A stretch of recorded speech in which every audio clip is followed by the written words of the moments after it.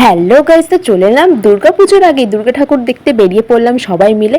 কি তোমরা এটাই ভাবছো? তো একদমই এরকম কিছু নয়। চলো প্রথম থেকে ব্লগটা শুরু করা যাক। तो रुको जरा।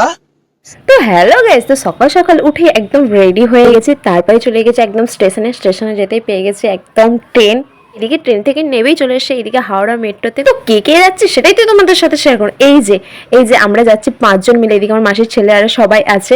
তো এইদিকে আমরা যাচ্ছি সবাই মিলে, এদিকে টিকিট কাটা হয়ে গেছে, মেট্রোর টিকিট কাটা হয়ে গেছে। তো এদিকে আমরা কাউতালি করতে করতে চলে এসেছি আমাদের যেখানে আসার কথা সেখানে চলে এসেছি। তো কোথায় এসেছি তোমরা দেখতেই পাচ্ছ। হ্যাঁ, আমরা এসেছি নন্দনে। আর কেন এসেছি তোমরা আশা করি গেস করতে পারছো কেন এসেছি।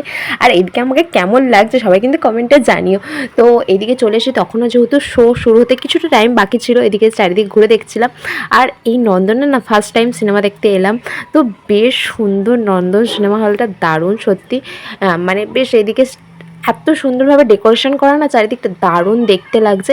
তো এদিকে দেখতেই পাচ্ছ ফাইনালি আমরা ভিতরে ঢুকেও গেছি। ভিতরে ঢুকে এদিকে একটু ফটো সেলফি তুললাম। তোলার পর একদম, তো যেহেতু শো শুরু হওয়ার টাইম হয়ে গেছে, তো এদিকে আমরা সবাই মিলে একদম ভেতরে ঢুকে গেছি। তো এইদিকে আমার এই শো শুরু হওয়ার আগে না জাতীয় সঙ্গীতটা বেশ ভালো লাগে। যে শো শুরু হওয়ার যখন আমাদের দেশের জাতীয় সঙ্গীতটা হয় বেশ ভালো লাগে, একটা শান্তি। আমাদের সাথে কি মুভি দেখতে এসেছি সেটাই তো শেয়ার করা হলো না। হ্যাঁ, ফাইনালি আমরা ধূমকেতু সবাই মিলে দেখতে গেছিলাম। চলো মুভিটা দেখে আমার কেমন লাগলো সেই রিভিউটা তোমাদের সাথে শেয়ার করি। তো আমার মুভিটা দেখে মোটামুটি ভালোই লেগেছে। এই কি স্টোরিটা জুড়েই পুরোটা স্যাড, তো একটু যেন কষ্ট। তো যাই হোক, আমার তো মুভিটা মোটামুটি ভালোই লেগেছে। তো তোমরা কে কে ধূমকেতু মুভি দেখেছো সবাই কিন্তু কমেন্টে জানাবে। তো আজকের মিনি ব্লগটা এতটাই ভালো লাগে, লাইক কমেন্ট শেয়ার।